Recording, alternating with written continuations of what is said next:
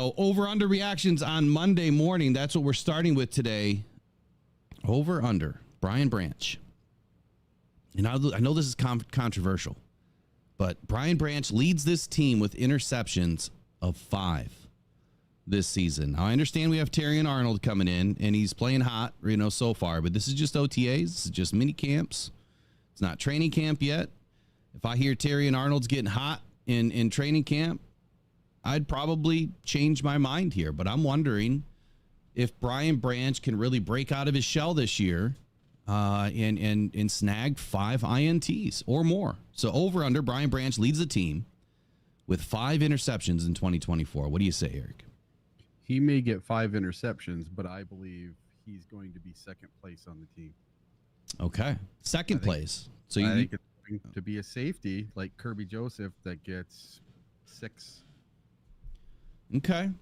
Well, I think until I see more in training camp, we know what Brian Branch is all about. I mean, he started off the 2023 campaign with a pick 6 on Patrick Mahomes.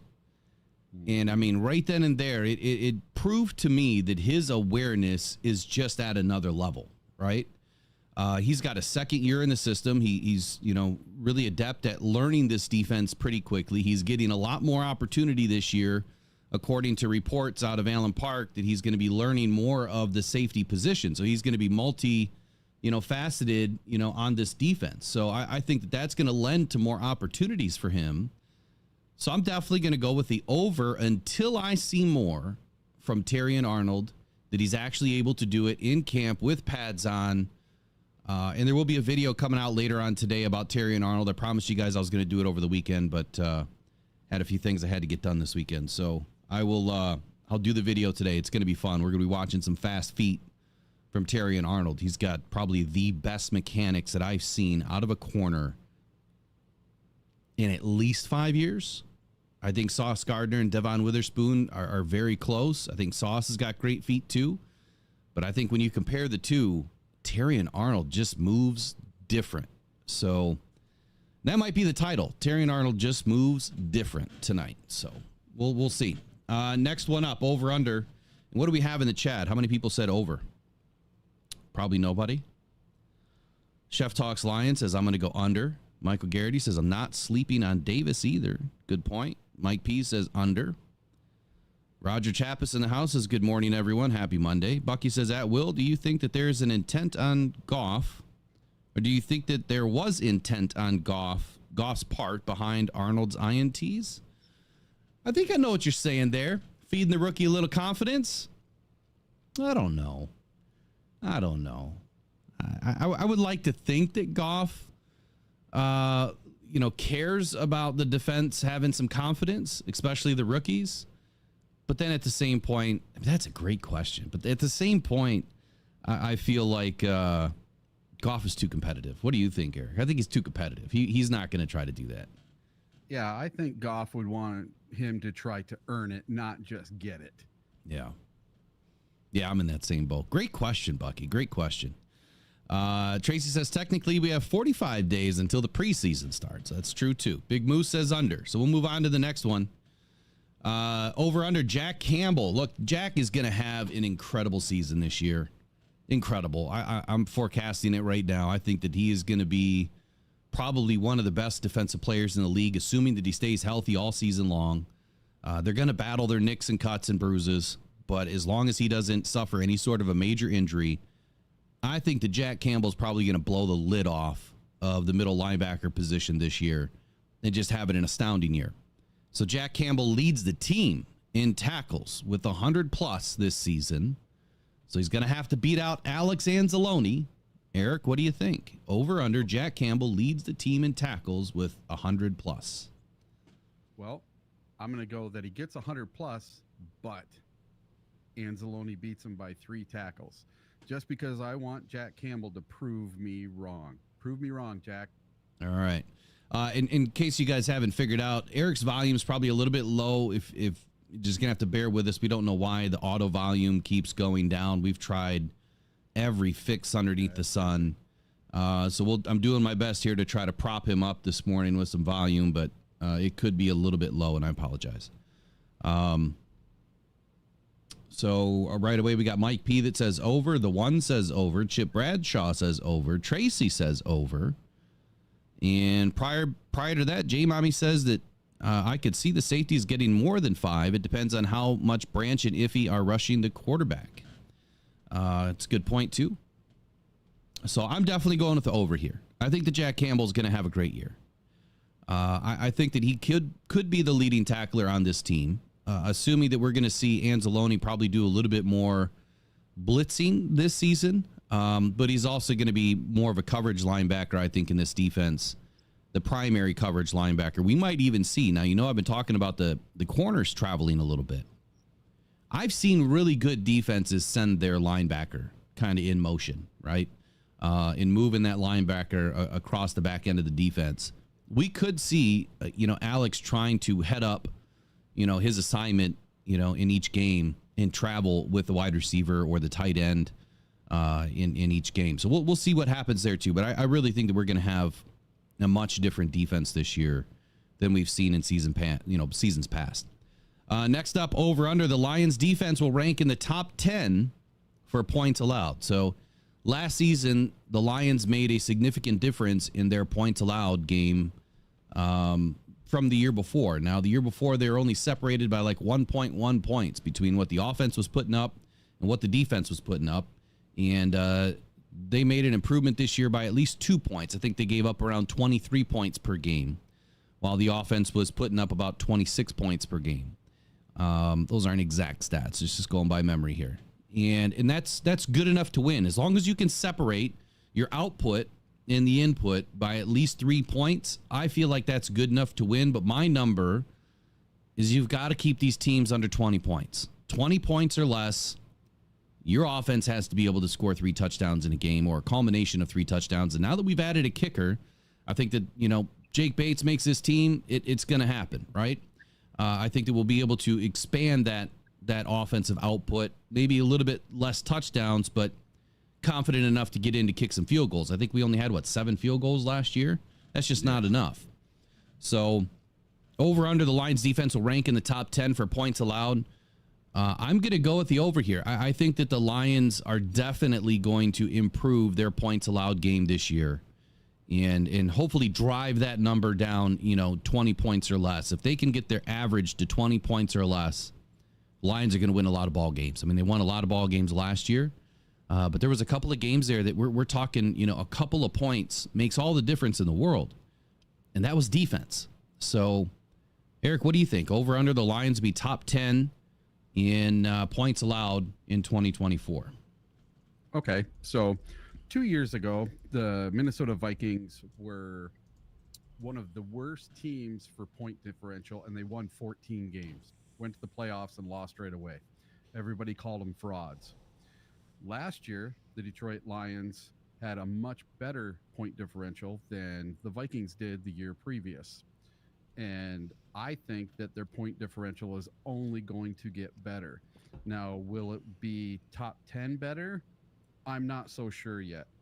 Maybe top 11 to top 15 in that range. And if we get to the top 11 to top 15 in that range, I think we have one heck of a season, even being in that range, because our offense is top 5 in scoring. So I really, truly believe that the Lions are not frauds like some of these other fans of other teams say, and that our point differential may go up more than 1 or 2 points this year. We may double what we did last year for point differential. I think it's going to be a much, much bigger point differential. Even if we don't crack top 10 in scoring for defense, I think we'll be close, somewhere in the 11 to 15 range. Okay. I agree with all that. So here's an interesting point from last season. The Lions were actually in the top 10 already as far as points allowed with, let me back it up here. I'm sorry, they were in the bottom 10 with points allowed, 22.1. So that would have put them right around 20th in the league, 22nd in the league. 22.1. So when you look at the top 10 teams of last year, you had, and this is why I do this type of analysis and look at these type of stats, because to me, this is one of those stats the PFF can't screw up. They can't screw up points allowed and points for. You just can't. And to me, that speaks volumes to your offense or your defense and how well they're playing. So last season, your number one team, fewest points allowed, Ravens, 15.5, playoff team. Chiefs, 15.8, Super Bowl winner. 49ers, 17.1, Super Bowl runner-up. Bills, I believe the Bills made the playoffs last year, 18.1. Cowboys made the playoffs last year, 18.1. Saints actually had a really good defense, terrible offense. But they were the 6th rated team on defensive scoring. Steelers, I believe the Steelers made the playoffs just barely in the wild card, right? 18.4. Buccaneers, we know that we took them on in the second game, 18.6. Patriots didn't make the playoffs, but their defense was astounding, 18.9. Raiders, again, great defense, terrible offense, didn't make the playoffs, 19.1. Browns made the playoffs, 19.2. Texans made the playoffs, 19.6. Jets, I don't think they sniffed the playoffs, but they were 19.8. Packers sniffed the playoffs, 20.1. And that would have been your top 13 teams or so, all under 20 points, including the Packers just over at 20.1 points per game. So, I mean, the proof is there, right? As they say, the proof is in the pudding. If you can keep teams under 20 points per game, you had 1, 2, 3, 4, 5, 6, 7, 8, 9, 10 teams in the playoffs and the Super Bowl winner all had not allowed more than 20 points per game on average. So there's a reason why I've acclimated to that number, because it's been a number that has reigned true now for more than a decade. I've been following it for a long time, and I've always felt that that's a number that the Lions really need to hone in on. Just keeping a couple extra points off the board will give you a couple extra wins throughout the season. So I'm going to go with the over. I think the Lions are going to do it this year. And to your point, already having a top 5 offense. Look, I think it's all about the defense. I think that this year, this defense is going to give the offense more opportunities by keeping the opposing offense off the field. So we're talking, one extra stop a game, maybe one extra turnover, a game or two, you're getting an extra turnover. That's going to give our offense more of an opportunity. It's going to keep points off the board for the opposing team. And I really think that with our run defense the way it was last season and the additions that we made this season, there is no reason that any team, in my opinion, should get more than 70 yards rushing on the ground, not including the quarterback, but just the running backs. Obviously, quarterbacks have always been a problem for us. And that's actually kind of a hot button topic for me. Maybe I'll get into tomorrow, talking about did the Lions really need to upgrade the defensive line coach? Did they really?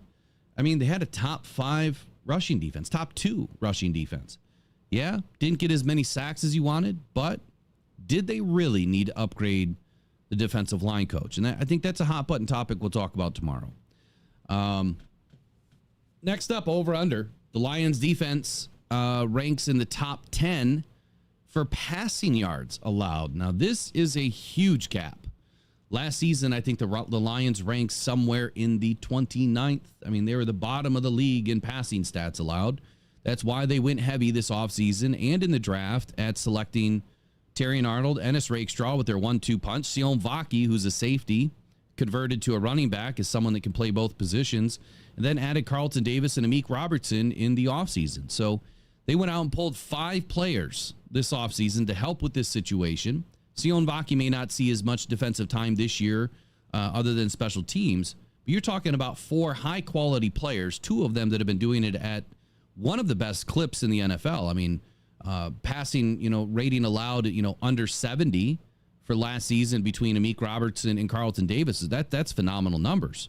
So can they make a more than 20-point jump in 2024, Eric? Oh, we lost volume. Did you mute yourself?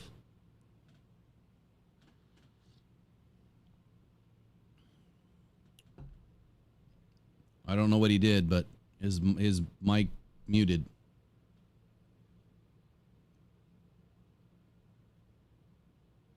Well, we lost them for now. So I guess here's what I'm going to say. This is going to be a tough one. I think this is probably going to be the hardest metric for the Lions to be able to capitalize on this season. 20 points is a large jump. I've said that I want to see the Lions finish in the top 15. Just the top 15. Looks like he's back. Do you have any volume yet? Nothing. Let me, it says you joined the show, but try again. Yeah, I didn't change anything at all. All right, now you're back.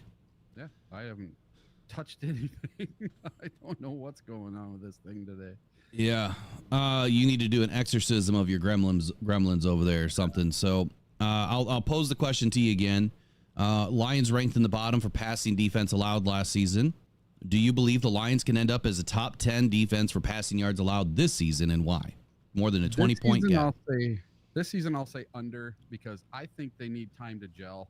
Are they going to gel super fast with 2 rookies and 2 new free agents? I don't know. It just depends on how fast they can gel with each other and become a brotherhood and not have to think about what the other one is doing. Because what does Dan Campbell preach all the time? Do your job. Don't do somebody else's job. Don't try to freelance and try to do more than you're asked of. And that's what happened a lot with our secondary. And I think they just need to all get on the same page, and we'll see how fast they can do it. Yeah, I think I'm kind of in the same boat. I didn't realize I didn't update the thumbnail this morning when I went live. Let me change that real quick. So I didn't think that the Lions would be able to make such a big jump this year. I think they're going to make a big jump, but I think getting into the top 10 as far as passing yards allowed is, it's a great goal to have. And I think that when you look around the league and you look at the teams that, have won and they continually win, they have a great passing defense. And that passing defense also allows the front line of the defense to play better, to play more free, to not have to, like you said, worry about doing your job. Don't worry about what's going on behind you. And I think, especially in 2021, we saw that big time. Alex Anzalone was kind of running around like a chicken with his head cut off because he was worrying about everybody's job. I mean, he had rookies to worry about, Malcolm Rodriguez and others that he had to worry about that were in the right position. Now, Malcolm actually played pretty well. But I think that, with everyone else around him making big mistakes and not in the right position and not understanding the defense, he kind of had to play everywhere, play everybody's position, be a utility role. In 2022, we kind of saw the same thing happen through the first 6 weeks. Aubrey Pleasant was not communicating well, according to reports, with the rest of the team. And it was causing confusion in the back end of the defense. So again, Alex Anzalone running around, trying to play, multi-man, positions.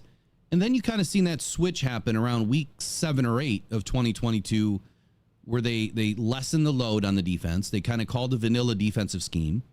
And then he kind of settled down. And everyone started to play well. And then that tide just turned. And I believe they went on, an 8-2 run to kind of finish out the season. Yeah. So in my opinion here, can they do it this year? I think that they getting into the top 15 is a great goal too. I think that they can make the top 15 just by adding Amik Robertson and Carlton Davis. I think that they're going to be able to crack the top 15 this year. But we'll see where it heads. To your point, being able to gel, have that continuity. There's a lot of communication that happens on the field that is not spoken, and it takes time for that to develop. So we'll see what happens this year, but I'm going to go with the under on this one. I think that they're going to end up somewhere in the top 15, and I think that that's going to be good enough to end up with a top 10 defense overall. But I think they'll end up in the top 15 for passing yards allowed. And I mean, look, I wouldn't be mad at it. I'm more concerned about the turnovers and the bigger stops underneath, not allowing all this underneath stuff to happen like it did last year.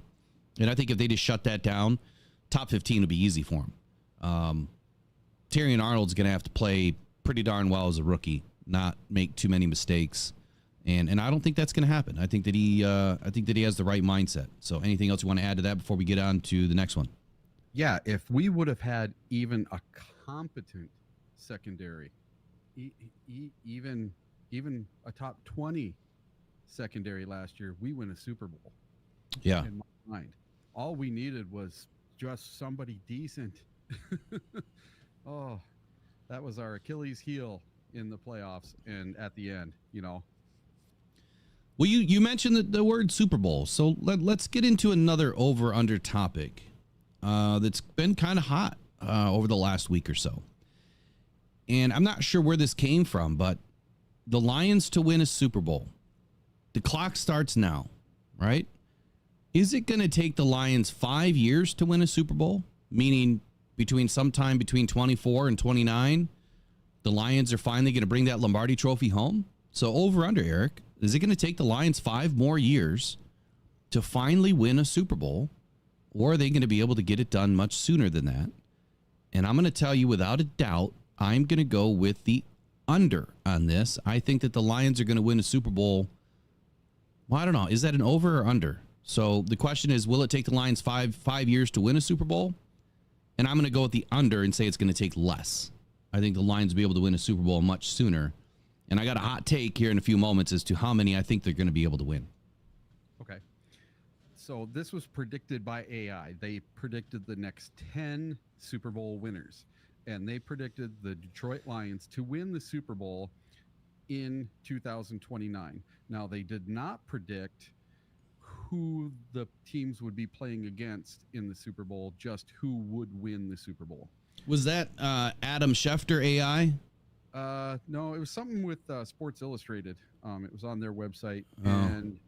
And make sure you check out Adam Schefter AI on Twitter, man. He's making all sorts of predictions. Is he? I'm gonna have to check that out. Yeah, that's fun. That's too funny. Chef, you should post a link to the Adam Schefter AI in the chat, man.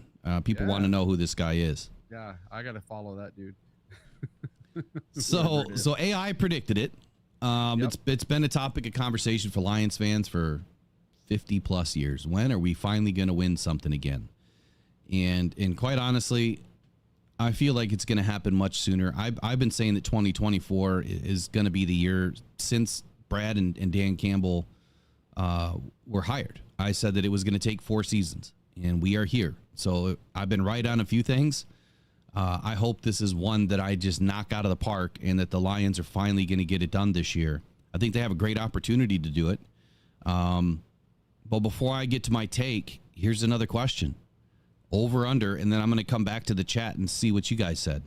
Will the Lions make the Super Bowl and lose it before winning one? There's no timeline here, but let's just go with the theory of 5 years. In the next 5 years, over, under. Will the Detroit Lions make a Super Bowl and lose one before they win one? And then I'll come back to the chat. What do you think, Eric? I believe that's a high probability. That they're going to lose it? That they get to one and they just are just short. Just like this year with the NFC Championship game. But it's going to take 1 more year or 2 more years to get that secondary to gel enough that they can dominate again. Because you got to remember, Brad Holmes is building something, and he's building it in the way so like San Francisco or the Packers or the Chiefs that just do it year after year after year. They're getting back into the playoffs. They're winning their division. They're going to the NFC Championship game year after year after year. And sometimes they don't make it. Sometimes they get there. But they're consistently a good team. Now, they might fall off and have one bad year here and there. But if they do, then the following year they come back with a good year. So I think that is what Brad's ultimate goal is, to be a consistent winner. Some people would call that a dynasty, doing it over and over and over again. But by building through the draft and sparingly using free agency, I think he is building this the right way. And he's getting all the right type of players. Almost every person that he drafts is a captain or had accolades from their team that they played on in college. And same thing with these guys from the pros. They were captains on their own teams, even if they weren't, the flashy superstar. He doesn't want superstars. He wants put your nose to the grindstone guys that are going to get it done. So maybe we do get to the Super Bowl first. Maybe we get to the Super Bowl this year and we just come up just that short. It's a super great game. It goes to overtime. And just like the 49ers, we lose to the Chiefs by an extra point or a field goal in overtime. Well, I'm going to have to vehemently disagree with this one. I think that if the Lions make it, there is no chance in the world that they're going to lose it. I think that Dan Campbell has taken his lumps and kind of learned what not to do after that NFC Championship loss. All he had to do was coast. That's all he had to do was run the ball a little bit more. Instead of trying to score points, just run the ball, milk the clock, force them to use timeouts, and try to play long ball with them. I mean, I think that the Lions were doing well up front. I mean, I know that the 49ers defense was pretty tough there in the second half. They switched up a few things that were giving us some headaches. I think if he would have just pounded the rock, a few more plays, take off a few more seconds off that clock, Lions win that NFC Championship game, and then maybe they could have went to the Super Bowl and had a tough time against the Chiefs, who were fully healthy. But, I mean, when I look at last season, I think that there's only one team that would have beat us in the Super Bowl, and that could have been the Ravens. I mean, they beat us badly in the regular season, and I feel like they were the best team in the NFL overall, even though they didn't win the Super Bowl. I feel like they were the best, well-put-together team to handle just about any offense or defense. And they proved it. I mean, they proved it. Was that week 7, I believe. So I don't think that they're going to lose if they get in. But I really don't think the Chiefs are making it back this year. Matter of fact, I don't even think the Chiefs are going to make the playoffs this year. Whoa. That's one hot take. But I want to get back to the chat here. So Rick says, Peter Schrager has predicted the Super Bowl winner the past 5 years in a row. And he's done that early in the season. So my question is, who did he pick this year? Has he made his pick yet? I'm curious. I haven't watched Peter in a while. I used to watch Good Morning Football, and then everything changed. And for some reason, it feels like it's been hard to find him. Even on YouTube, it's been hard to find them. They just don't pop up the same as they used to. Let me welcome everyone into the chat this morning. We got Tracy, Bowtown Mitch, Rick, Steve K, J Mommy, Mike P, Big Moose 88. Broski Bear was in, the famed Chicago Bears fan. Chef Talks Lions, My Reselling Life. Who else is in here today? Chip Bradshaw, Michael Garrity, Roger Chappis, Bucky. And J Mommy's in here. The ones. Who else do we have? Kyle Esterly and Man Bear Pig. James Burgess, John Cole Jr.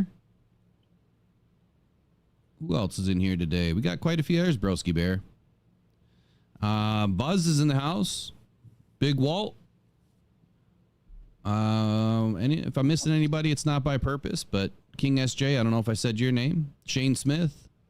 So welcome, everybody. Thank you for joining the Rise and Grind Morning Show this morning. Again, I apologize for the issues up front, but, it's the same. Every week we have a problem with something, and it will smooth out. Bo Booth is in the house. Thanks for checking in. So I'm definitely going to go. The question is, will the Lions make a Super Bowl and lose it before winning one, over or under? So the over would mean that you agree.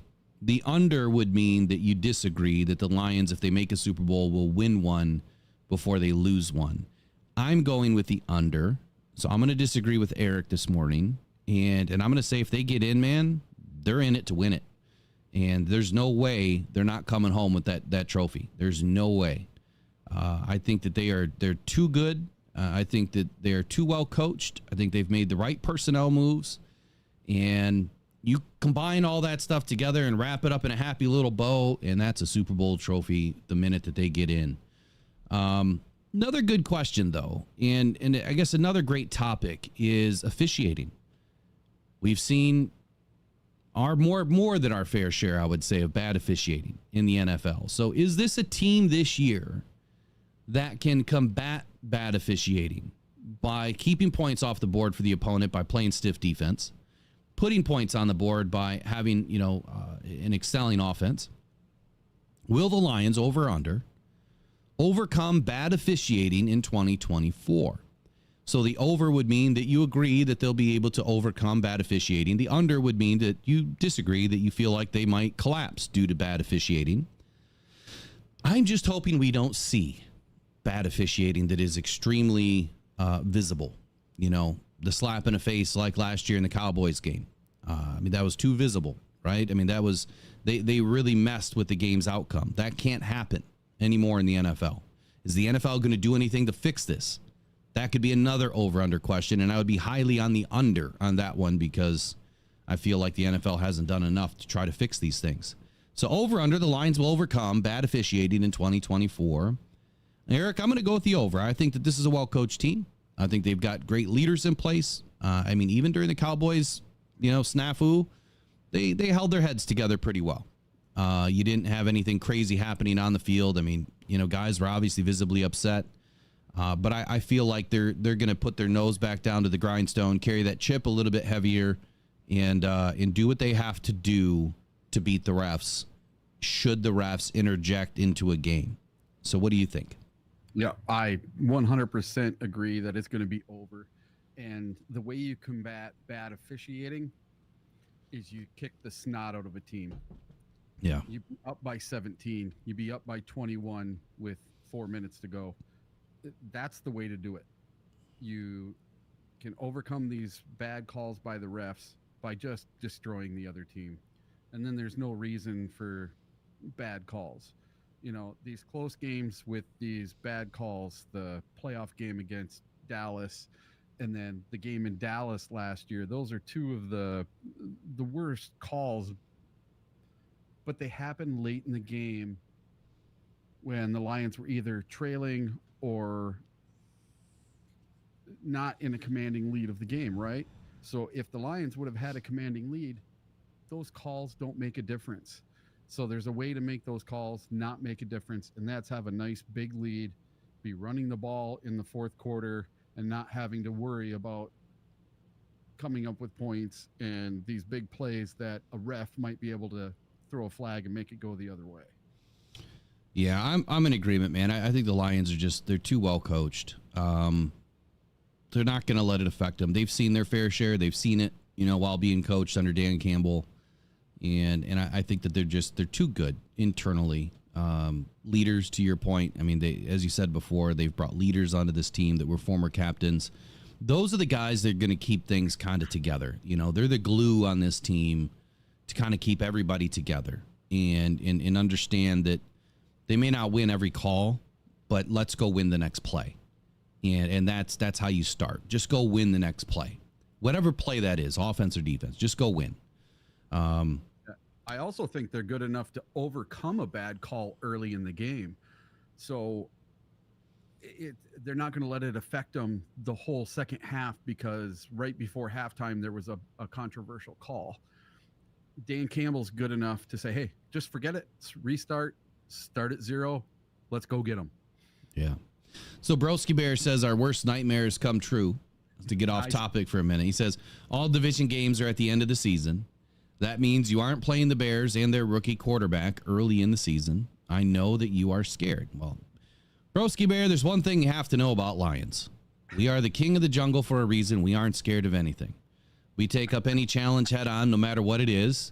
And we arrive in packs, if you haven't known. Bears are solo hunters. So we arrive in packs of Lions. And the whole den just will let loose. I don't care when we see Caleb Williams. I really don't. Even though 2 years ago I called him the best quarterback to be taken number 1 overall in this year's draft, and that prediction was right, a lot's changed since then. And if you take a look at what happened early in OTAs and minicamp, not that it really means anything, because training camp is going to be that factor, right, that tells us a little bit more about Caleb Williams. Here's why it's not a nightmare situation for us, because the Lions are going to be playing better as the season goes on. They're going to be playing their best football in November, December, and January and February. Whereas the Chicago Bears won't get out of December and barely inch their way into January without making the playoffs. So I'm not worried about Caleb Williams, even if we split with the Bears this year. That's okay to me, because the Lions are going to have enough wins to be able to win the division.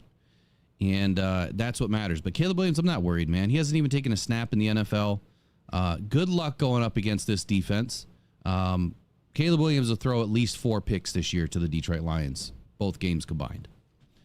But hey, it's a good point. You know what? Last season, the Lions had, four games in the last, third of the season that were NFC North games, I think. There was 4. They played the Vikings twice in 3 weeks or something like that, or twice in 4 weeks. They played the Bears in there. They played the Packers. The only game they had early was the Packers early in week 4, I think it was. And then they had them on Thanksgiving. Yeah, so after Thanksgiving, we had all the rest of our NFC North games, I believe. So I'm not worried about it. Not worried. Let me get back to what the chat was saying about Super Bowl. So Jeff Talks Lion says, Will with the Dynasty Talk. No, that was Eric. That was definitely Eric with the Dynasty Talk. So as far as, going back to 5 years to win a Super Bowl, looks like a lot of people are on the under. And as far as the Lions making it to the Super Bowl and losing, a lot of people are definitely on the under there. They feel like the Lions make it, they're going to win. Appreciate you guys participating in the chat. Do us a favor and smash that like button. Help us get into that YouTube algorithm. We are fighting to stay relevant right now. YouTube and their updates is removing everybody and their notifications. Quick shout out before we finish up this segment. Do us a favor and put those notifications on. And here's why. You guys unlocked the Every 500 giveaway. And that is going to be a Lions mini helmet signed by Penei Sewell or Chris Spielman. Every 500 subscribers, another helmet gets unlocked out of the case. It happened at 5,000, and here's how it's going to work. Let me go into my community post where I put the rules and explain to you guys exactly how this is going to work. I'm trying to keep it unique. I'm also trying to build the channel at the same time. So we're trying to utilize unique ways of marketing to do that. And here's the rules for the giveaway. So if you missed the community post, it is in the community post on the Rocked On Podcast Network, Rocked On Detroit Lions YouTube page. So giveaway features are unlocked. Here are the rules for the Every 500 subs giveaway. Number 1, this channel will do a pop-up live at any time throughout the day or the night randomly. So it won't be scheduled. It's going to be pop-up. This will happen anytime within 1 week of gaining 500 new subscribers. And then it unlocks since 5,000. So it's pretty easy to remember. 5,000, 5,500, 6,000, 6,500, and so forth, so on and so forth. Now, the first pop-up live will happen any day now. I've had a lot going on last week, but this week it's going to happen any day. Could be today, could be tomorrow, could be after this show. So how do you win? You must be in the pop-up live and comment to have a chance at winning. Now, some pop-up lives may mean that you have to subscribe first to be able to comment. So that's utilizing our marketing skills to hopefully grow our channel. I don't want to just hand out, $150 helmets to people that aren't, helping this channel. Like, that's what this is all about. Trying to give back to the people that are helping. Number 3, it would be in your best interest to have notifications turned on all, not personalized, but all, to know when we are live. You get a max notifications of 3 times per day, so it's not spammy. And what that means, if I go live, you get a notification. If I post a video, you'll get a notification. So I will only do the pop-up lives within those 3 notifications per day so that you definitely get notified. Number 4, every 500 subs, we give away a signed Lions mini helmet with certificate of authenticity from Pro Sports Zone in Livonia. The value is about $150 with the signature in the COA. Helmets will be randomly chosen, so you'll either get a Penei Sewell or a Chris Spielman. I'm not going to tell you which one you're going to get. There's no choice. I'm just going to give you whatever one I feel like sending out that day, I guess. The contest starts now, and it ends on Super Bowl Sunday. Why does it end on Super Bowl Sunday? Because the Lions are still going to be playing on Super Bowl Sunday. That's why. Number 6, you can only win one, and you must provide a shipping address to the business email, info@rockedonpodcastnetwork.com, to receive your helmet. Obviously, I have to ship it out. So we've already purchased 24 helmets. Let's get it going. So that's the rules for the giveaway. I appreciate everyone that's participated. Michael Garrity and Trace Hacker were the winners of the Facebook giveaway, Lions Grab Bag. So that'll be going out here soon. We're going to be gathering up our products. I'm trying to get some bags made that, have some special logos. We're going to be getting stickers made of all the logos. Decals. We were asked about decals and making decals for cars. So I'm going to try to get all of that stuff made, vinyl decals, and I'm going to start putting grab bags together that will have a little bit of everything like that in it. So that's your giveaway update. I appreciate you guys all joining. And then this Thursday, we have our follow-up to the Earl Hodwalker GoFundMe page raffle. So Thursday night, if you guys purchased raffle tickets on GoFundMe, through Buy Me a Coffee, that'll be this Thursday night. So I will put everybody's name into the wheel. The Buy Me a Coffee extras, the shop, if you will, that is going to end tonight. So I'm going to stop it tonight, and then we will do the raffle drawing on Thursday because it takes time to put all this stuff together. So that's it. That's your updates. Let's get to the last few, and then we'll get into a couple of other topics here. One being Mekhi Wingo. Go ahead, Eric. Hey, I got a question for you. So Sure. The GoFundMe for Ed the other day, did we reach our goal? Yeah, so for Earl, we smashed the goal because we still have more donations coming in, especially from Buy Me a Coffee. But yeah, if I go and look at it right now, which there is a link in the descriptions of all of these shows, but let me pull it up right now and see where we're at. I know last I checked, we definitely hit the goal. So let's see if we got any more.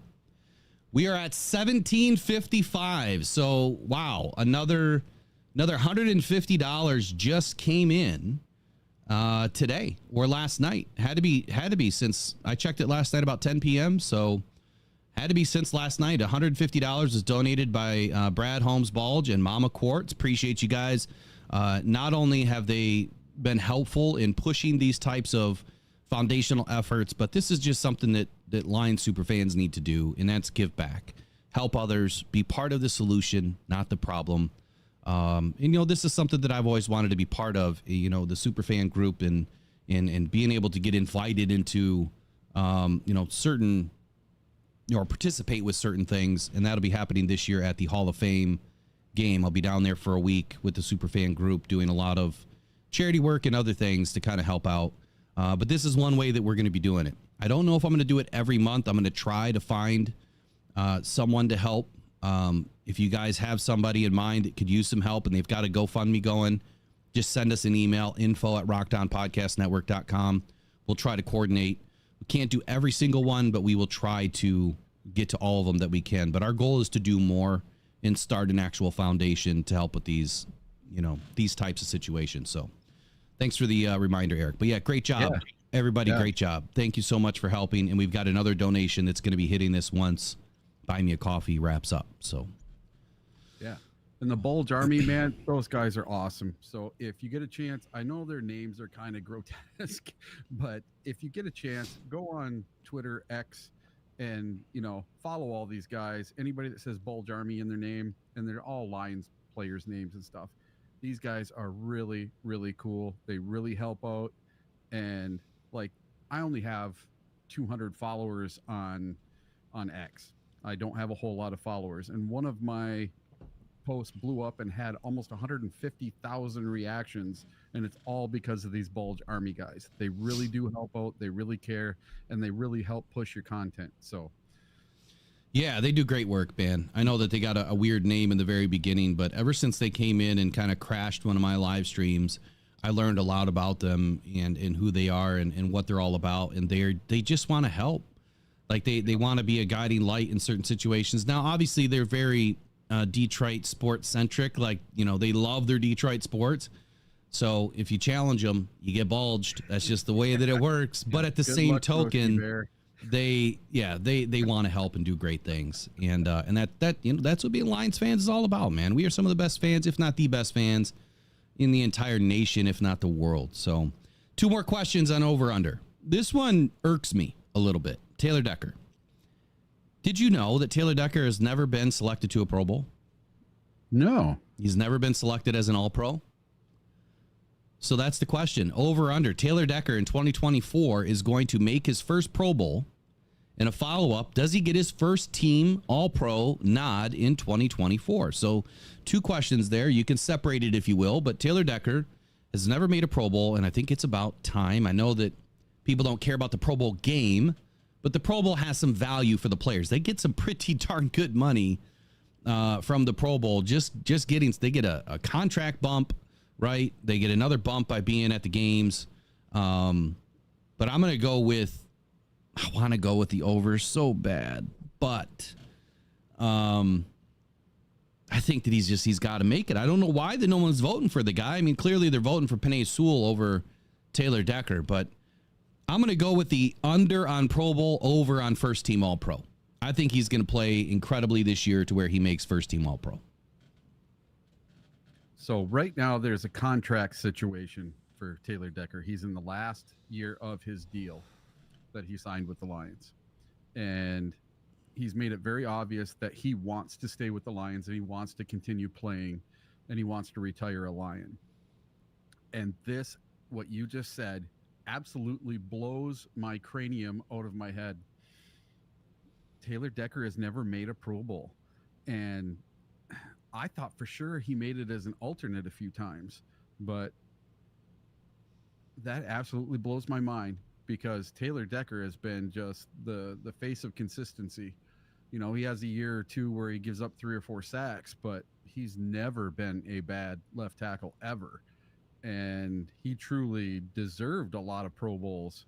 So this blows my mind. So I'm going to say over and over. He's going to hit the Pro Bowl and he's going to be an All-Pro this year. Yeah, like I said, I'm going to stick with the under on the Pro Bowl. I'm going to go with the over on the first team All-Pro. And then, hey, Chef, can you make sure you tag or mention me on the Twitter for the AI Adam Schefter predictions? I don't see it right now. But according to Chef and his sources, looks like Adam Schefter on X, the AI Adam Schefter, has made some Super Bowl predictions for the Detroit Lions. He gave me a link here. I don't know if I should grab that link, try to paste it. Lord knows I don't want this stream to end again. All right, so breaking, according to sources close to the team, the Detroit Lions are poised for a major breakthrough. Is that the newest one? 18 minutes ago. Looks like with a dynamic roster and strong coaching staff, the Lions are projected to hoist the Lombardi Trophy by the 2026 season. So Adam Schefter GPT at AI_NFL Insider. Again, that's at AI_NFL Insider. He's predicting that the Lions are going to win a Super Bowl between 24, 25, and 2026. I'm going with 24, man. This is the all-in year. They're going to do it. It's all in, all grit, all day, all night. Last over-under question for today. Last over-under. Then I got my hot take that I said that I was going to give you. Will the Lions hoist more than one Super Bowl in the next 10 seasons? Over or under, the Lions are going to win more than one Super Bowl in the next 10 seasons starting in 2024. So if I believe what I previously said about Brad building a winner and building a dynasty, I have to go with the over. I think we might possibly lose one in there, but we're going to hoist at least 2 in the next 5-6 years. Okay, so Eric's going with the over. He thinks that the Lions are going to hoist 2 Lombardis in the next 5 to 6 years. So I'm going to go with the over, and here's my hot take. The Lions are going to win 3 Super Bowls in the next 10 seasons. I'm not saying that they're going to go back to back to back, but I think that the Lions are putting together, now I'll say the word dynasty, Chef. I think that the Lions are putting together the next team in the NFL that is going to have an opportunity to be called a dynasty. And a dynasty can come from really 2 different scenarios. One, perennial playoff winners, right? Perennial playoff makers, I guess, making the playoffs in winning Super Bowls. So having a good record, making the playoffs, you do that 10 seasons in a row. There's no reason why that wouldn't be called a dynasty team for that team. Now, as far as being a dynasty team in the NFL, I think you have to win Super Bowls. And I think that the Lions have a real opportunity as long as they can keep the coaching staff around, at least Dan Campbell and Brad Holmes, the GM and their head coach, and keep competent or better positional coaches, offensive, defensive coordinators, there's no reason why they can't do this.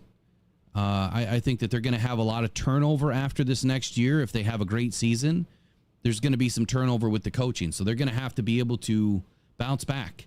And that's where bringing in a guy like, Terrell Williams is a difference maker. He's someone that can step in as a defensive coordinator. So I think that is a lateral move where Terrell Williams was brought in to say, hey, look, you're going to be the D-line coach this year. And then it's between you and Calvin Shepard next year, if AG goes, to be that next defensive coordinator. So, and that will be a topic tomorrow too, as we talk about the defensive line. Did they need to make a change? So hot take Monday morning, the Lions are going to win 3 Super Bowls in the next 10 seasons. Let's get into the next topic here in just a moment. I'm going to jump into the chat, but let me see if I can change this page. And doesn't look like it did. I don't even want to hit a transition.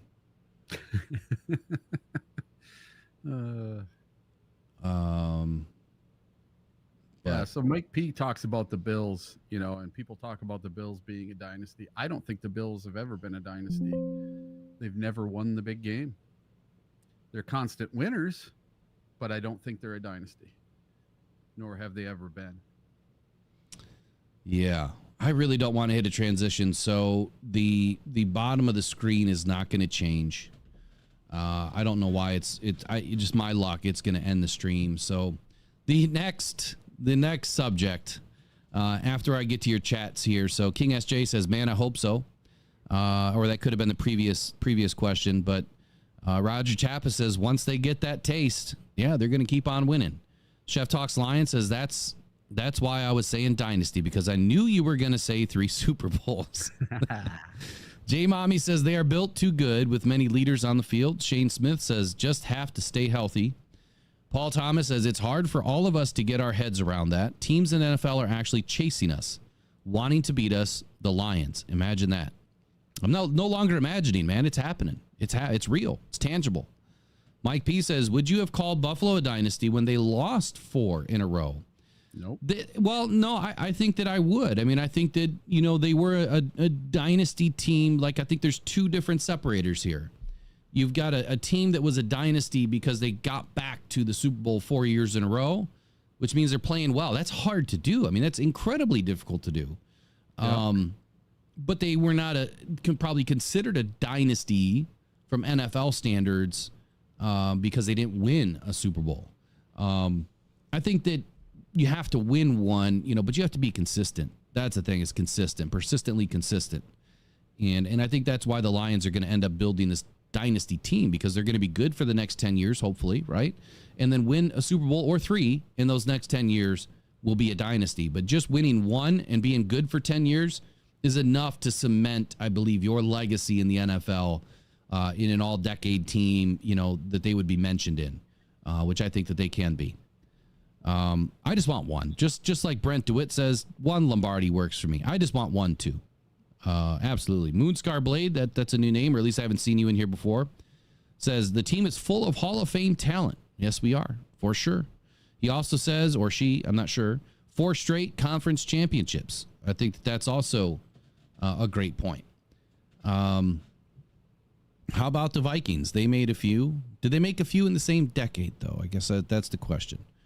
And last point here, Shane Smith says, if we keep drafting as good as we have, we got this.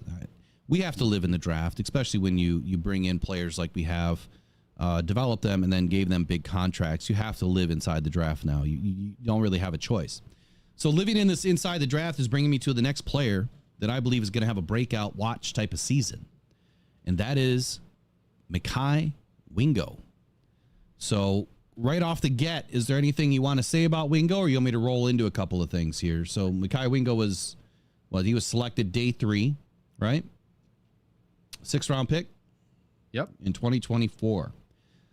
Do you have anything that you think about Mekhi Wingo? Anything that you've heard, read, that would lead you to believe that he has the potential to at least be a breakout player this year and compete at a high level on this defensive line?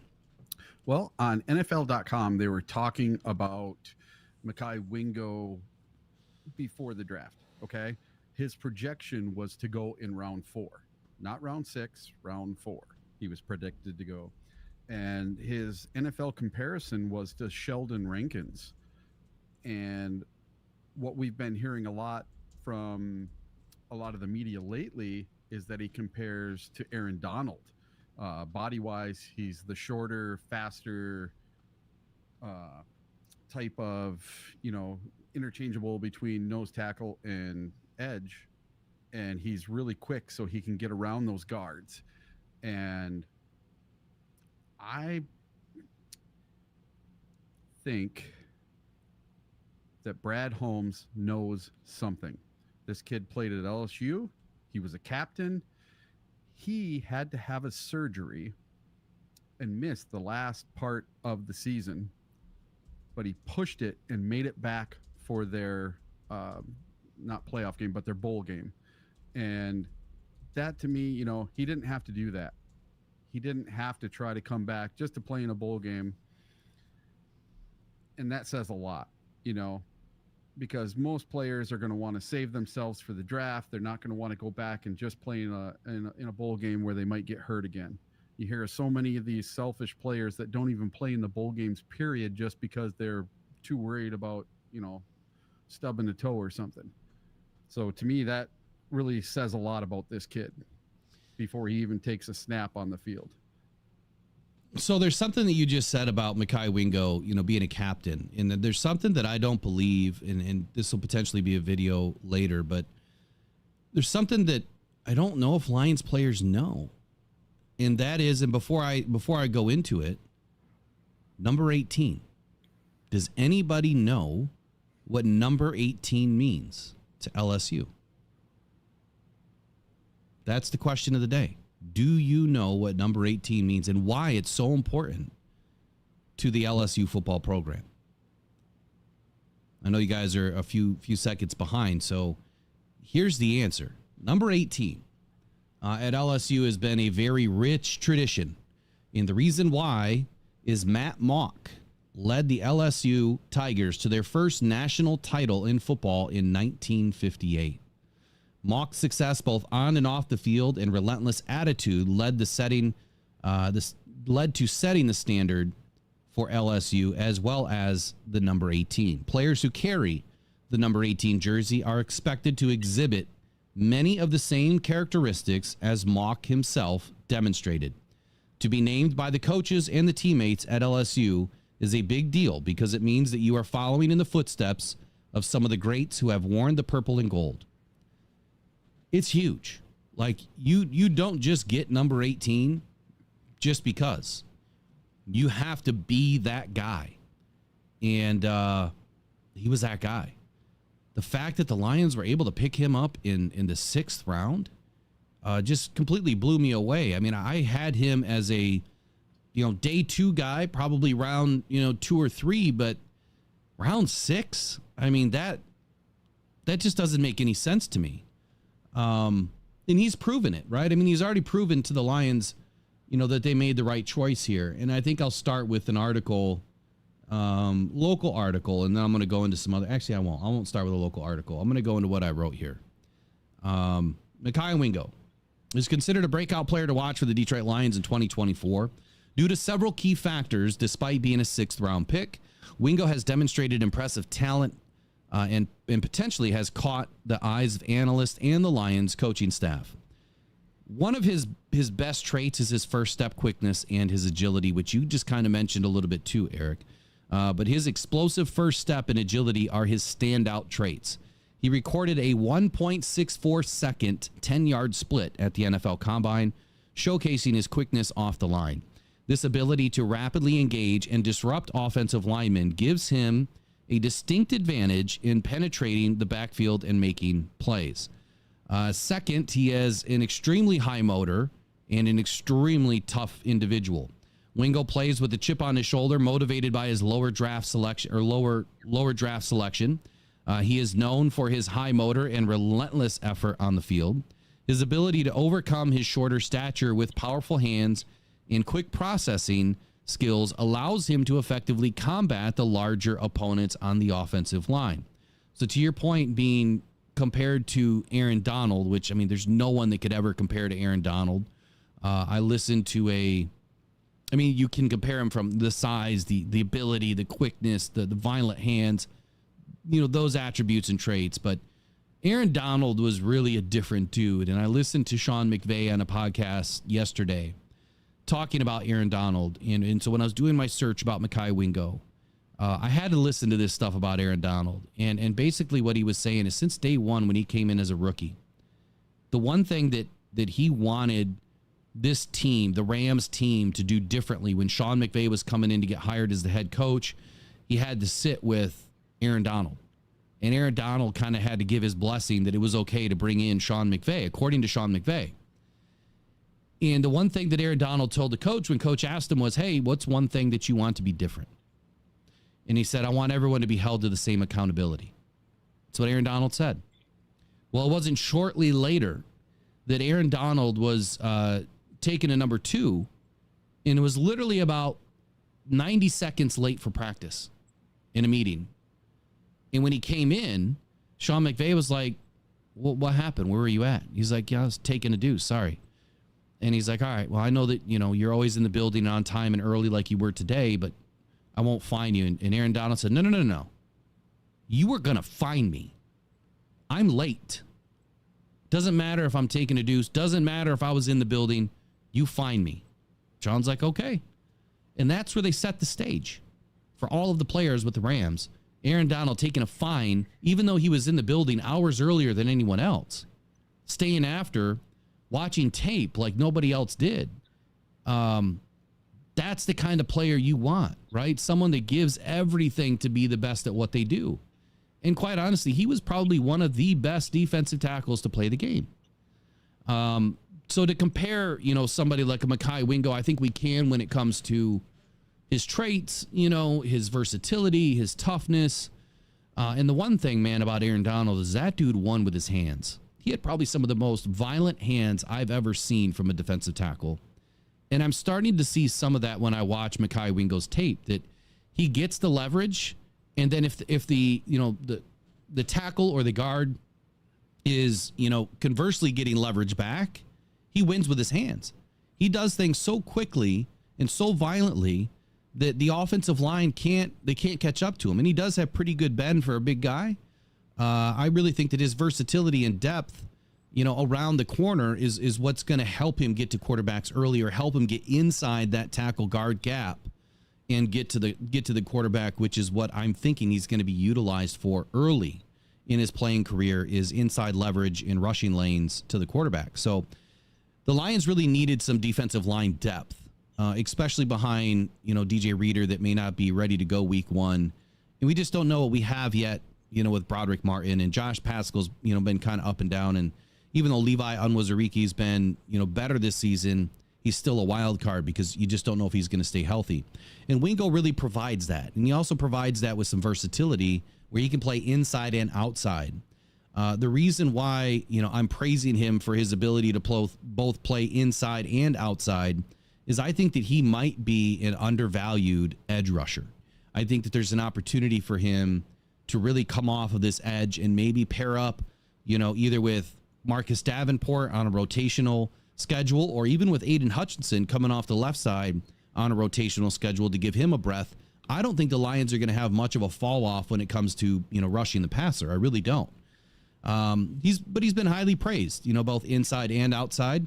His versatility really makes him a valuable asset for the Lions defensive schemes. And we know one thing about Brad Holmes is he loves positional flex.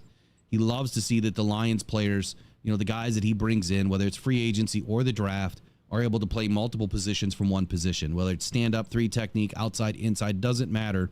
He's a B gap rusher. It is somebody that we needed was a B gap rusher. And that's what he is. As far as leaderships and resilience, some of the things that you were talking about early, number 18, it doesn't get any better than that for LSU. And that is a big reason why he's going to be so successful with the Detroit Lions. This is a guy You don't have to teach effort. We just spoke about that last week. If you have to teach effort to these guys, it's going to be an uphill battle. You can't teach speed, right? But you also really can't teach effort. So the guys that come in this building, they're willing to put it all on the line every single down, every time they step on the field. And he is one of those guys that has exuded that type of intelligence and that type of effort every single day to be the best at what he can do and also perform the best and give his all every single snap. But as a team captain at LSU, Wingo demonstrated leadership qualities and resilience. He battled through a groin injury, to your point, during his college career, but managed to return for LSU's bowl game. He highlighted, his dedication to the game and his mental toughness by working to get himself back for the team to be able to play in that bowl game. NFL ready skills, he definitely has them. I don't care where he was picked. I really don't. That doesn't matter to me. I think that when people look at players from a round perspective and where they were drafted, they're going to miss out. You're going to miss out on some of the great players. You're not going to have the greatest calls or predictions because you're missing the key to this, and that's who is that player? Who is he going to become relies on him. And the fact that he now has a big chip on his shoulder because he was passed up in what I believe 3 rounds too late is going to help him, take the field with more anger, right? More violence and play stronger. So analysts have compared him to other successful defensive tackles, noting his potential to be a starter in the NFL. He's going to have a battle there, to beat out DJ Reader, which I don't think is going to happen, but very compact, powerful build coupled with his ability to process and react very quickly. Really positions him as a player with significant upside. I believe that Mekhi Wingo is a 2024 breakout candidate. With all that said, and then I'll get into a quote by Terrell Williams. What do you think about Mekhi Wingo now? I think the kid has a real chance.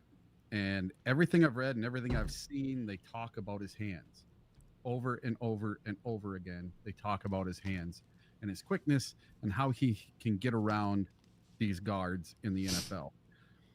The only knock that anybody ever has on this kid is his size. He's a tweener.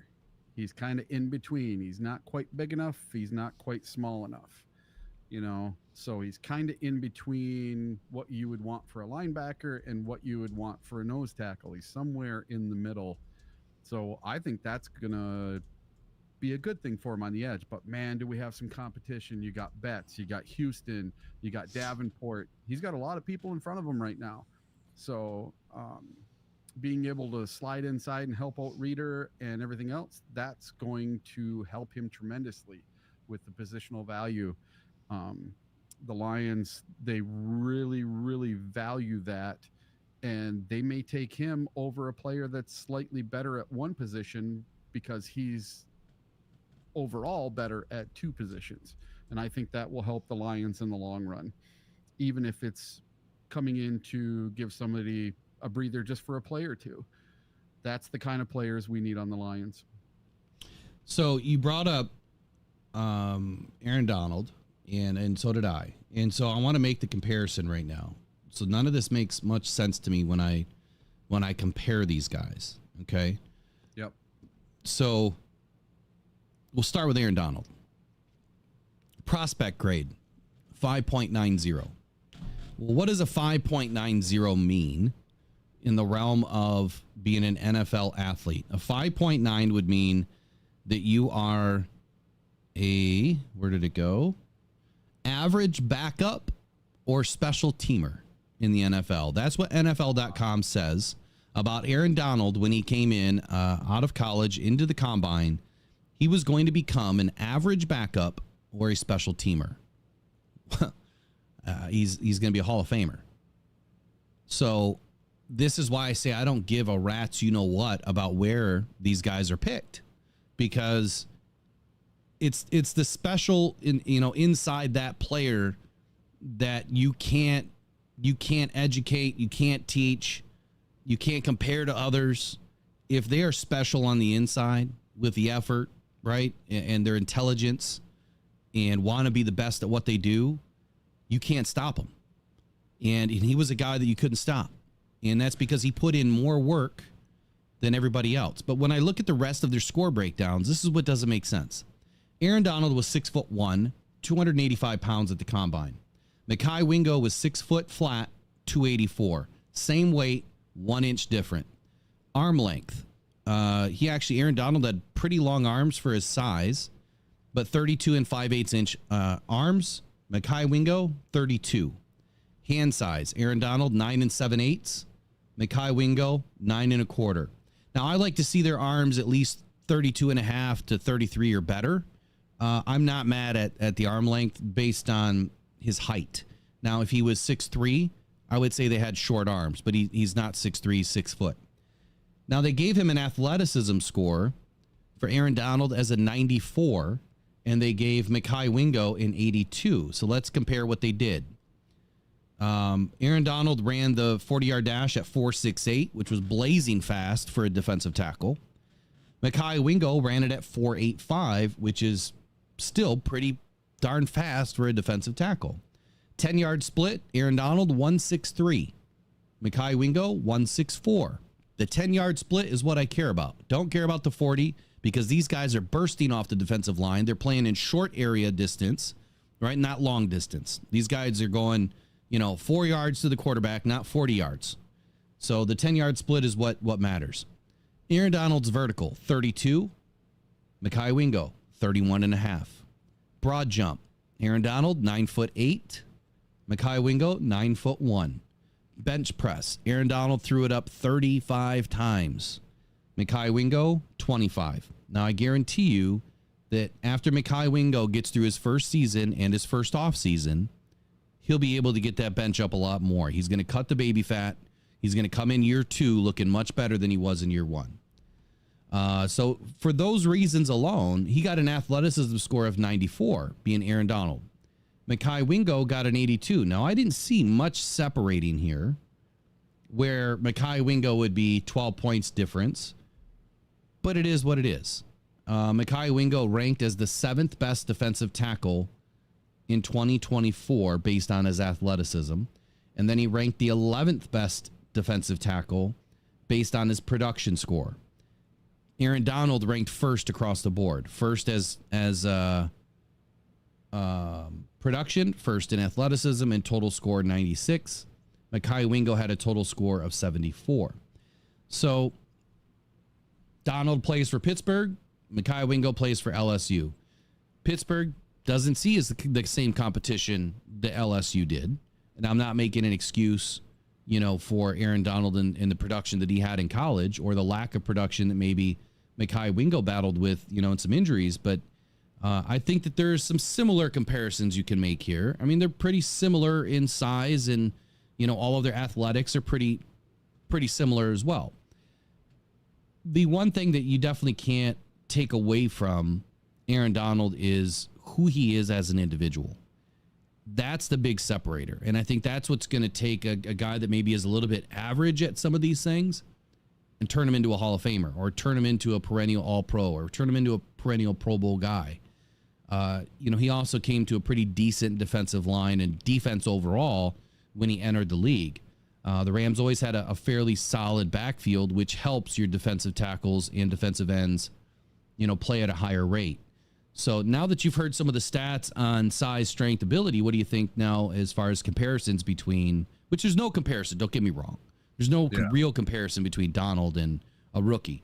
But we're comparing just the size, the athletics, the attributes, and things of that nature.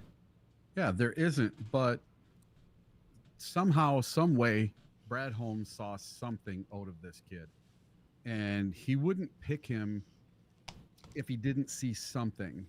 And I don't know if it's Brad Holmes comparing this kid to Donald or who it is. I don't know who the people are making this comparison.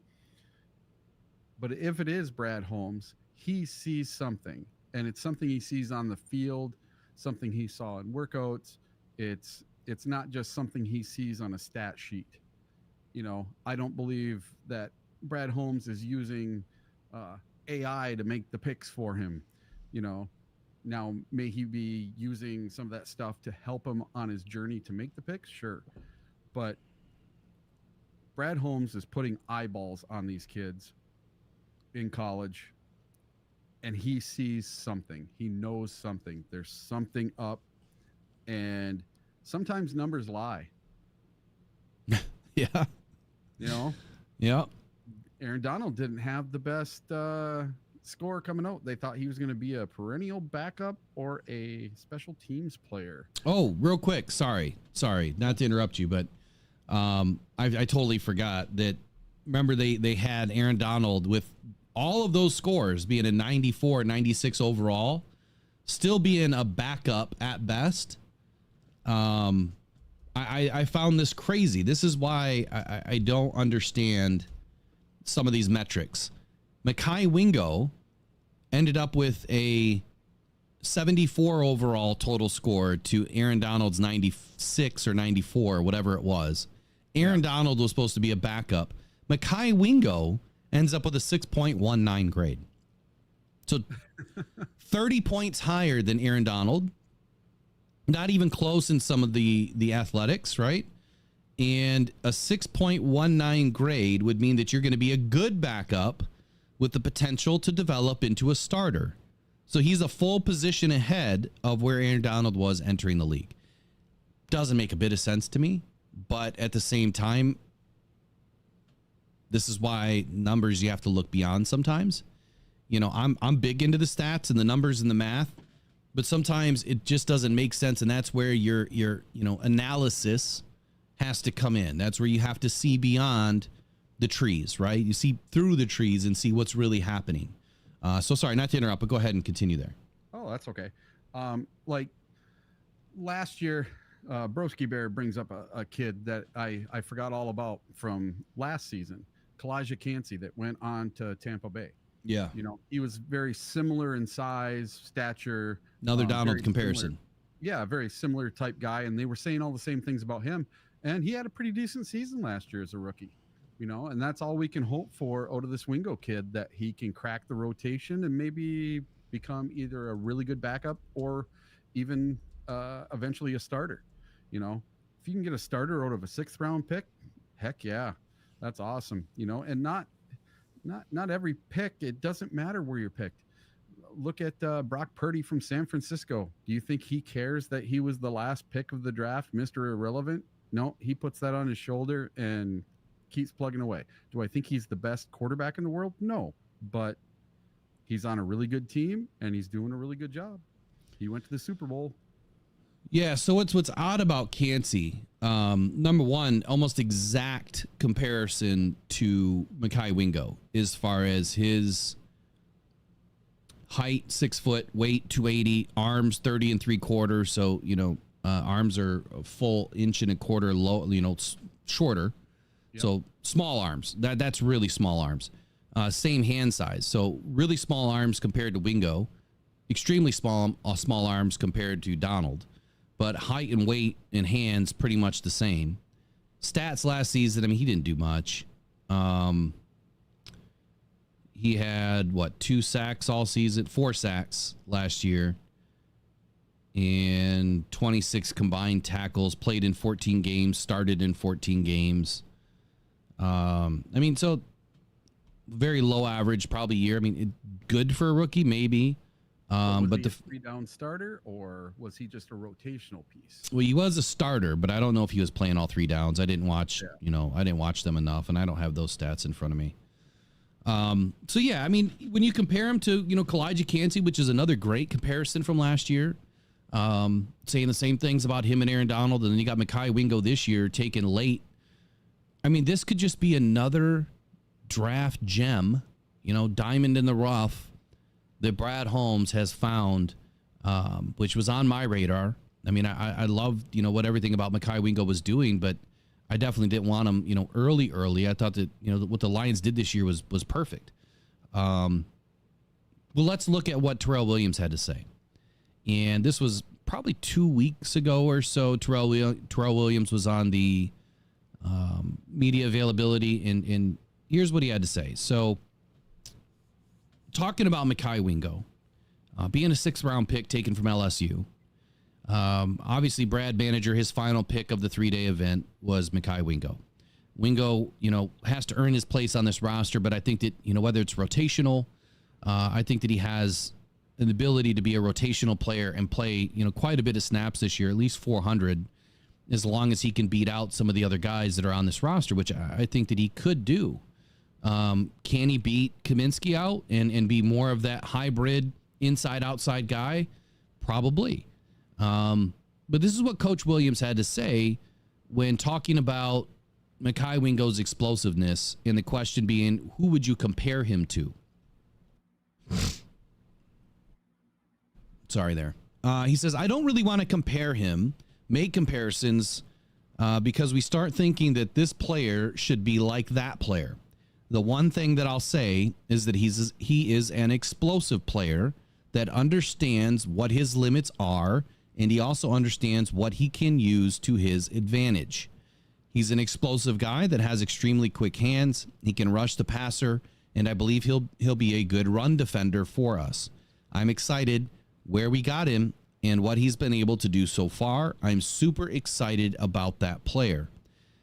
He didn't stop, there. There was more questions asked about being really advanced for where he is as a rookie, and compared to most rookies that possess inside-outside versatility was kind of the question.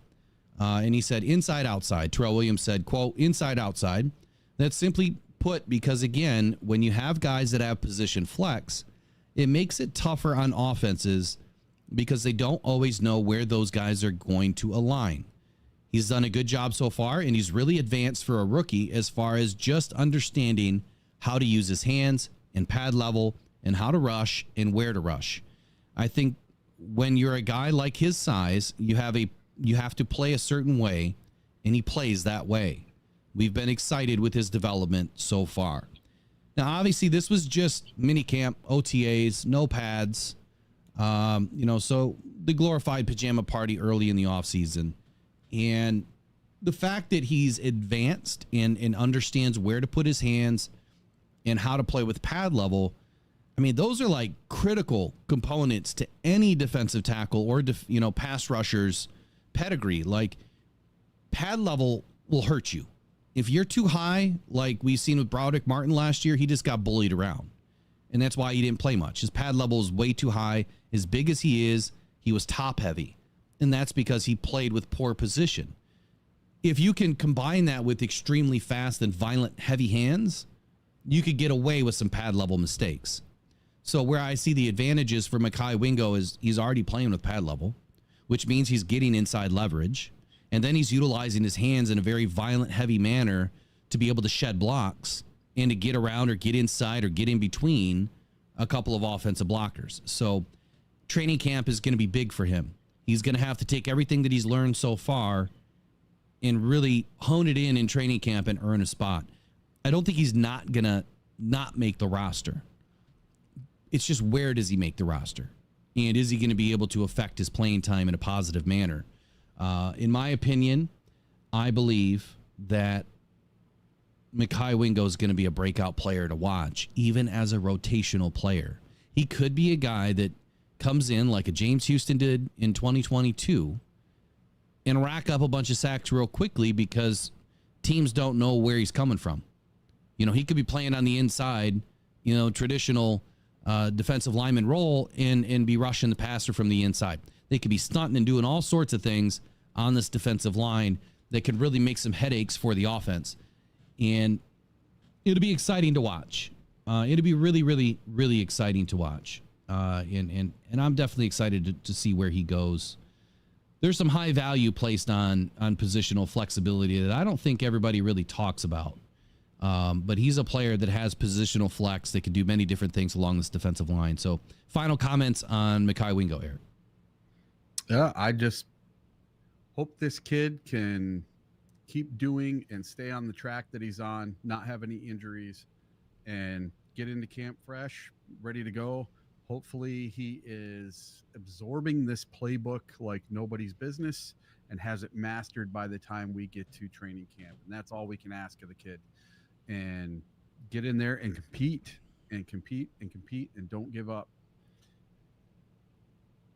Yeah, I think that that's what it's all about. You know, you've got to get these guys in there to compete with each other and also raise each other up. And the one thing that I've read about DJ Reader is him taking Mekhi Wingo immediately, you know, underneath his wing and saying, look, I've watched all your tape.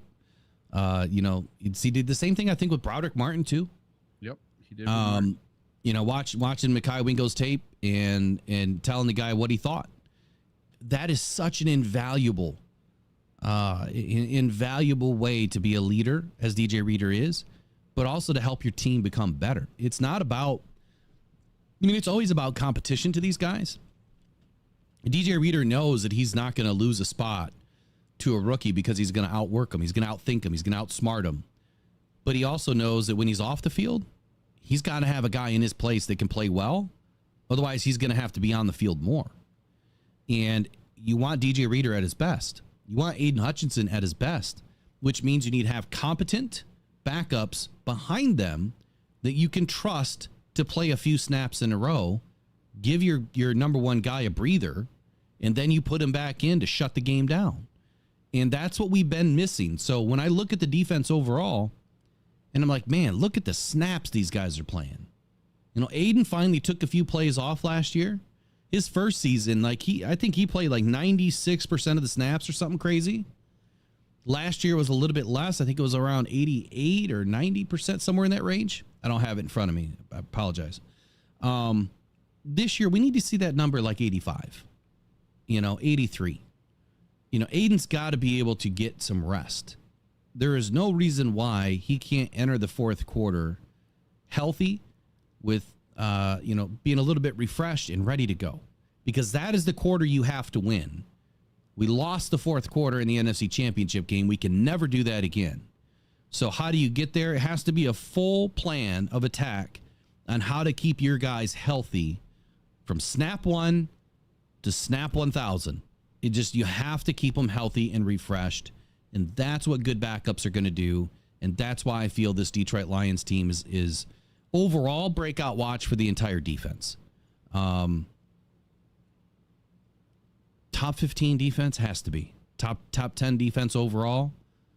I think the Lions are going to get there, assuming everyone stays, relatively healthy and we don't suffer any major injuries. So let's see what's up with the chat here. Tracy says Wingo is going to be a dog. I'm curious to see how much improvement Martin has this offseason. Yeah, I think Martin's going to be a player to watch for sure. Who else is in here? J Mommy says, with all the defensive linemen that the Lions have, Houston may have a problem getting in, or what I think that she's saying there is making the roster or getting into the game. Also says the Lions like rolling their lines. He's going to be a great asset. Mike P says you can't coach Hart, and he has it, talking about Mekhi Wingo. And Bo Booth says rotation, talking about the defensive line. Chef Talks Lion says, oh, that must have been an old something, talking about Martin Mayhew. Broski Bear, hey Motown, thanks, and same to you. You must be checking out. Brent DeWitt says, as Bo says, rotation. And what else do we have in here? J Mommy says the SEC is a great conference. I follow quite a few of their teams. Wingo stood out to me in getting Arnold. I thought that was never going to happen. None of us did. I mean, I did a video on Arnold just before the draft started, and I felt that there was no way that guy was getting out of the top 12, top 13.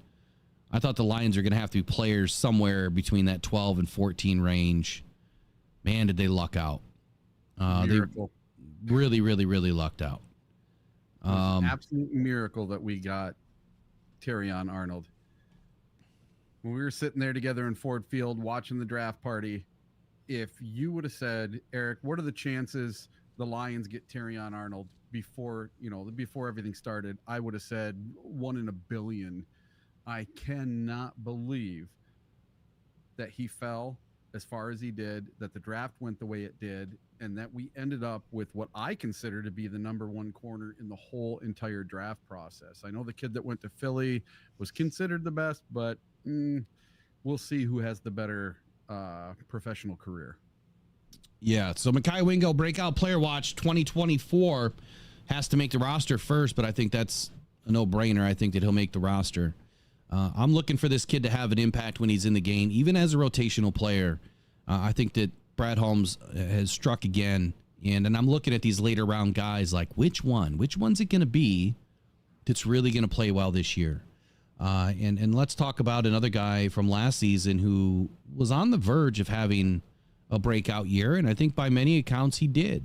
He got off hot in that Chiefs game, opening up the game with a pick six. His name is Brian Branch. Look, I think that Brian Branch is going to have an exceptional season. I think the Lions are looking to get a lot more out of Brian Branch this year.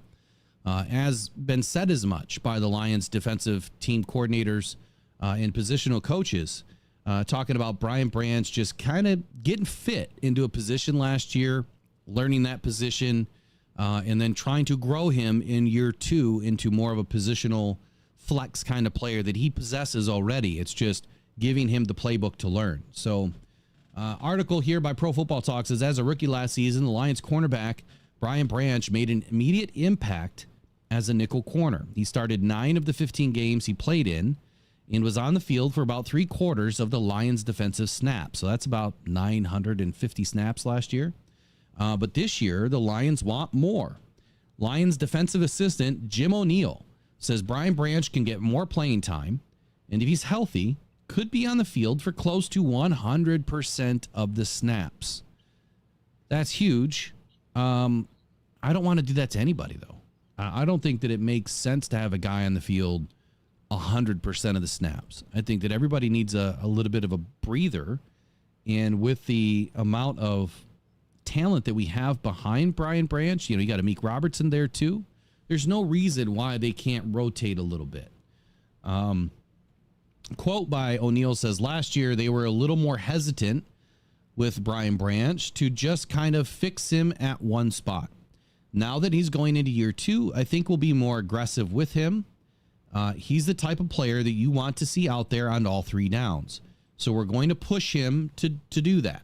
At the end of the day, he still has to come out in training camp and he has to take that job. Well, according to O'Neill then, just reading between the tea leaves here, the nickelback position is up for grabs. We know that Dan Campbell preaches that every position is up for grabs at the start of training camp. I think he has a great idea of who's going to win those positions. But this is just another position with having such a deep defensive back room, whether it's the corners or the safeties, that all of these positions are really up for grabs in training camp. It is going to be a bloodbath, exactly what Brad Holmes said. Training camp will be a big opportunity for Brian Branch and others to really prove where they belong. And, to be one of the 11 Lions who can continue to stay on the field every defensive snap if needed. Another quote here by O'Neill said, in the role he had last year, I thought he played really well as a rookie. Now it's, can he make the next jump as a second-year player? And can he make the next jump maybe just being fixed as a safety? Or maybe being a safety and a nickel? That's all things we are going to figure out in training camp. This article kind of finished up by saying that after one of the best seasons in franchise history for the Lions last season, they do believe that they have a young nucleus of players who can sustain that success for years to come, and they expect Brian Branch to be a big part of it. I don't remember who said it. Might have been Chris Spielman, that said that Brian Branch could end up being the best pick that Brad Holmes has ever made. It's kind of shocking to me. I think that Sam Laporte is probably going to be one of the best offensive picks he's ever made. But maybe Brian Branch is going to be the best defensive player he's ever plucked. I don't know. How would you feel then about Aiden Hutchinson? Maybe not being the best defensive player that Brad Holmes has ever taken, or Jack Campbell. But I believe it was Chris Spielman that said that on the First Pick podcast, that he said that, Brian Branch was maybe the best player he's ever taken. So for me, I don't know about you, Eric. I believe that there's some interesting tidbits in here. When you look at O'Neill's quotes, which apparently I just closed. Hold on. There's some interesting tidbits in his quotes. And this is something that I said early in the offseason, where he said maybe he's just being fixed as a safety. So I said early in the offseason that Brian Branch is probably going to be moved back to safety, given the fact that they brought in Amik Robertson. Now, Amik Robertson, I also said early in the offseason that he was coming in to play that slot corner position, not the outside corner number 2. That was just what I thought early. And then the Lions kind of backed me up there by drafting 2 corners that can play outside. So I think that's where we're sitting right now. I think that you're going to have Carlton on one side, Terrian, as long as he stays healthy and continues to battle in camp, on the other outside. And it's going to be between Amik Robertson and Brian Branch at the nickelback or slot position. And I don't think that you can keep either one of them off the field. But I think it makes more sense that Amik plays his natural position as the nickel slot. Brian Branch can go back and play safety, where he's going to have to battle it out with Kirby Joseph.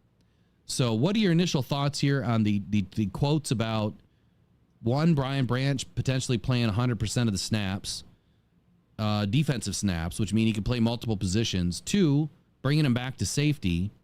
And 3, expecting more out of Brian Branch in year 2. Is he on breakout watch as far as another defensive player as a second-year guy that we should be watching? The only thing I'll say right now is we have to be cautious. Brian Branch is still on a scooter with a walking boot, as far as I know. He had some kind of procedure on his ankle. They say it's not too serious, but he wasn't there for OTAs. Is he going to be there for the beginning of camp? I sure hope so. Dan Campbell thought he was going to be there for camp. And if he is, and he's there, and he's healthy, then I think the potential is there for him to have a breakout season. Now, everybody's talking about him going back to safety just because we have Amik Robertson, and who knows? We'll have to see how it plays out. For right now, it's all speculation on who's going to play where. I think that all gets worked out in the preseason, and maybe it's a rotation. Maybe it's you can't pull Branch off, and maybe if he has to sit on the bench a little bit this year. And what a great backup he would be. He's been a backup for 3 years, and he really had a little bit of a breakout at the end of last year. But imagine if Brian Branch was playing back at safety, maybe he could have done even better. And Branch can definitely come up and rush the passer. He can definitely come up and stop the run from the safety position, because he was doing it from the nickel position. He's got the chance and the ability to do quite a bit, because Brad likes the positional villains. He is probably the ultimate positional villain. I think he could play anywhere in the secondary. Well, I do know this. I think that if he's definitely a staple, I think that when you look at what Brian Branch did in college, he played more of the free safety position when he was at safety, which would be direct competition for Kirby, because Kirby plays that free safety position. I don't think Iffy is coming off the field in place of Branch this year. I think that they would rather put Branch at the slot nickel and keep him there versus, taking Iffy off the field. I guess that's just my 2 cents. So they take Kirby off instead?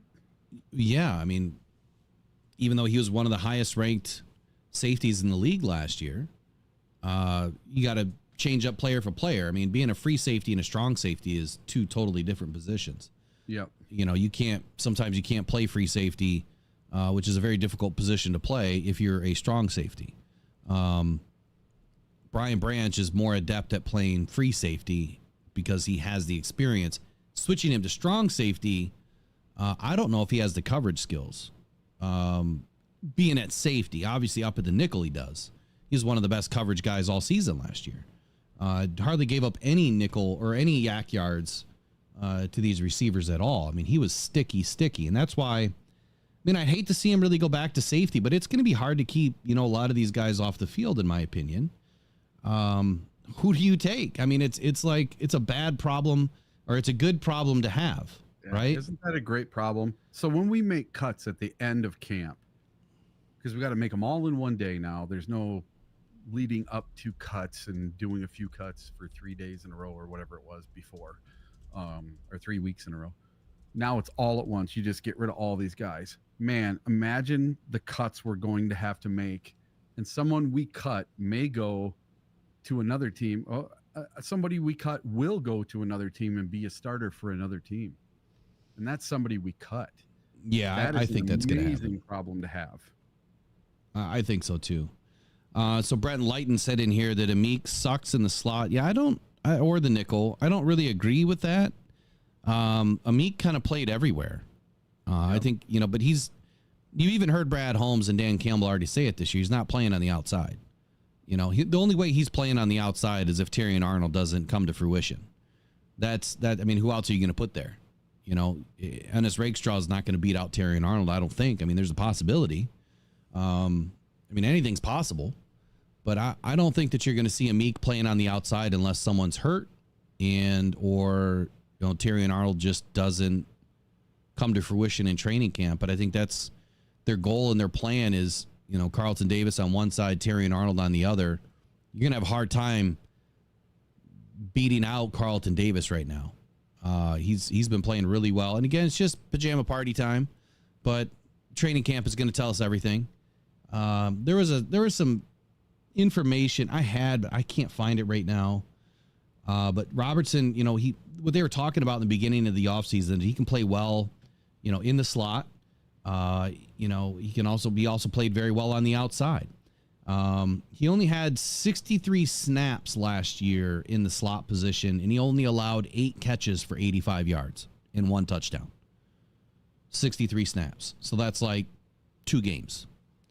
And he allowed a quarterback rating of 98.8, which would have been maybe the best rating for our corners last year. Our corners were terrible with quarterback rating last year. So that was out of the slot. Let me look at this. Last year, Robertson ranked 73rd out of 133 in PFF defensive grade cornerbacks. So he ranked 73rd for defensive grade out of the cornerbacks with at least 20% of the snaps played. He got a 63.4 grade, and he was ranked 66th in coverage with a grade of 65.8. When it came to coverage, Robertson did better in the zone coverage than he did in man. As in zone, he allowed 26 catches for 260, holding quarterbacks to a 72.6 rating.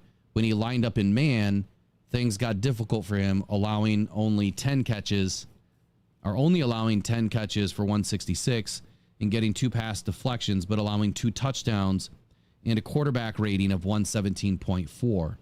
So I guess if I were to take those numbers and kind of digest them a little bit, we do know this about Amik. He's really good in the run game. He's really good, at shutting down the run from the slot.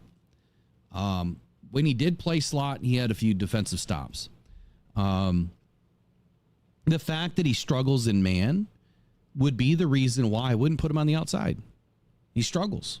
So if you put him down in the nickel slot position, he can be more in a zone type coverage. So putting him in, the nickel roll, the dime packages, he'll have more opportunity to come in and be in a zone position to where you've got linebackers and other, guys around him that can help. You got the free safety behind him that can help cover the slot or cover both the slot and the outside corner. We'll see what happens, man. I think that everything is different on different teams. He's going to have an extremely good backfield, an extremely good defensive line. His level of play should go up. So really whatever he did with the Raiders, we can kind of scrap it, I guess. We look at last year's numbers just to kind of give us an idea. I think that he's going to be a different player on a different team. I guess that's what I'm thinking. Any last words on Amik Robertson? Yeah, so I have a friend that is a diehard Raiders fan, a couple of them. And they told me that we were getting an absolute dog out of Amik Robertson, and they told me to go back and watch the games against the Chiefs, because I guess that Amik Robertson was like Patrick Mahomes' kryptonite. Yeah. We didn't have too many good games against Amik, I guess. No, I think there's a lot of great tape on Amik, and maybe once we get some other people involved in the shows, I do want to dive into some more tape review, but what the tape reviews are going to be done is they're going to be done as private member only type of videos. So when we launch memberships here pretty soon, they're going to be private member only videos because I can't monetize them. I'm not going to take any more chances with monetizing, any type of content that could be viewed as copyright content or copywritten content. So we make them unmonetized and we make them private. I think that's what we'll do with that. So, hey, good show this morning. I appreciate you guys joining us this morning. We had some issues, with the early get off here, but hopefully it'll smooth out tomorrow. I'll put some work in today to try to get this figured out with Streamlabs as to why that one transition doesn't work. But anyway, good show this morning. Eric, appreciate you joining me as usual. What do you want to send everybody off with today? Just rock on, everybody. If I can do it, you can do it. Keep it up. Thanks everybody for tuning in. I really appreciate it. All right, we'll get into more tomorrow, including topics on why I believe some more Detroit Lions defensive players should have some breakout seasons. We'll take a look at some stats and some facts around the league. We'll be back at 8 a.m. tomorrow. You guys have a wonderful Monday. It's Monday. I know it's Monday, but enjoy it. You're Lions fans. Go in pride. Go Detroit Lions. Take care. Bye-bye.